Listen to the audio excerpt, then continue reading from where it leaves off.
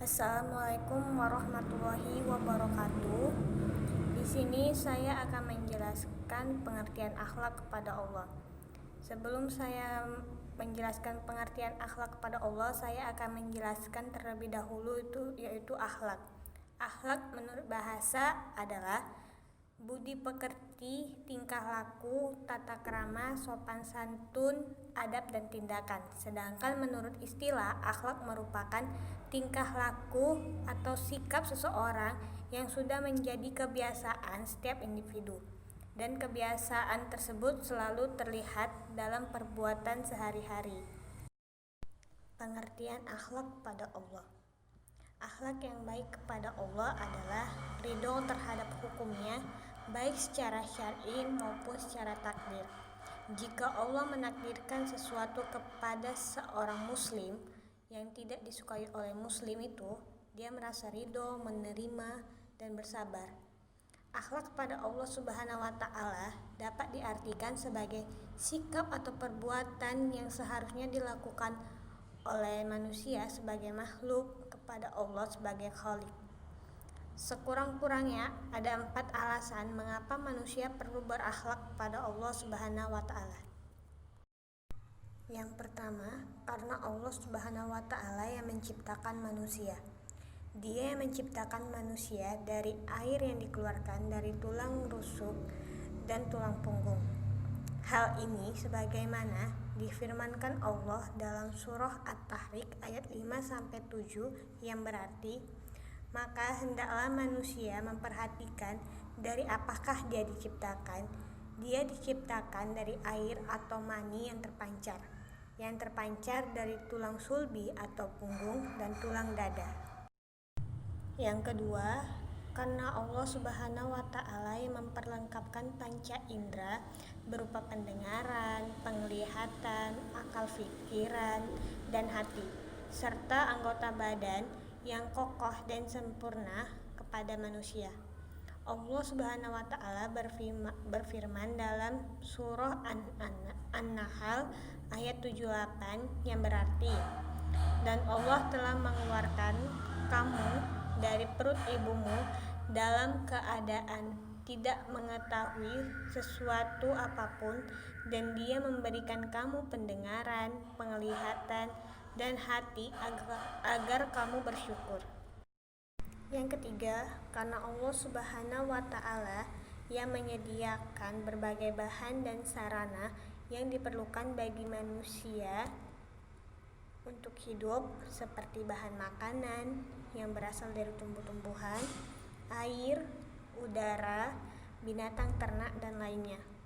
Allah Subhanahu wa Ta'ala berfirman dalam surah Al-Jasiyah ayat 12-13 yang berarti, Allah lah yang menundukkan laut untukmu agar kapal-kapal dapat berlayar di atasnya dengan perintahnya, dan agar kamu bersyukur.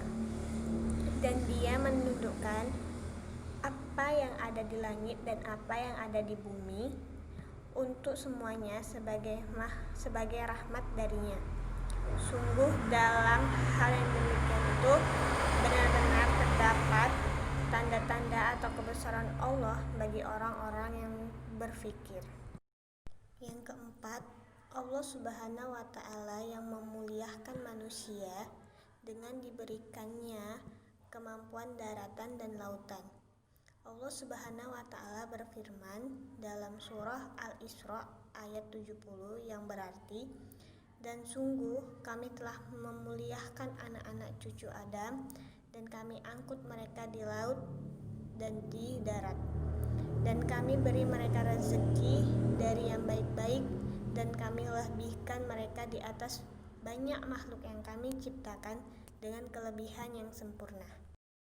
Dari uraian di atas, kita memang benar-benar perlu untuk berakhlak kepada Allah Subhanahu wa Ta'ala, karena alasan-alasan di atas adalah tolak ukur yang tepat dan terdapat perintah Allah di dalamnya bahwa kita sebagai seorang muslim memang diharuskan untuk berakhlak kepada Sang Pencipta. Beberapa bentuk akhlak terhadap Allah Subhanahu wa Ta'ala Di antaranya, 1. Menaati segala perintahnya. Maksudnya tuh hal yang pertama yang harus dilakukan seorang muslim dalam beretika kepada Allah Subhanahu wa taala adalah dengan menaati segala perintah-perintahnya. Yang kedua, beribadah kepada Allah. Beribadah kepada Allah yaitu melaksanakan perintah Allah untuk menyembahnya sesuai dengan perintahnya. Yang ketiga, berzikir kepada Allah. Berzikir kepada Allah maksudnya tuh mengingat Allah Subhanahu wa taala dalam berbagai kondisi, baik diucapkan dengan mulut maupun dalam hati. Yang keempat, berdoa kepada Allah. Berdoa kepada Allah yaitu memohon apa saja kepada Allah. Doa merupakan inti ibadah karena ia merupakan pengakuan akan keterbatasan manusia. Yang kelima, tawakal. Tawakal untuk Allah yaitu berserah diri sepenuhnya kepada Allah Subhanahu wa taala dan menunggu hasil kerja atau menunggu dari suatu keadaan. Yang keenam, tawaduk kepada Allah yaitu hati yang rendah di hadapan Allah Subhanahu wa taala. Mengakui bahwa kita adalah makhluk yang hina di hadapan Allah Subhanahu wa taala. Yang ketujuh, ridho terhadap ketentuan Allah, yaitu etika berikutnya yang harus dilakukan seorang muslim terhadap Allah Subhanahu wa taala adalah ridho terhadap segala ketentuan yang telah Allah berikan kepada dirinya.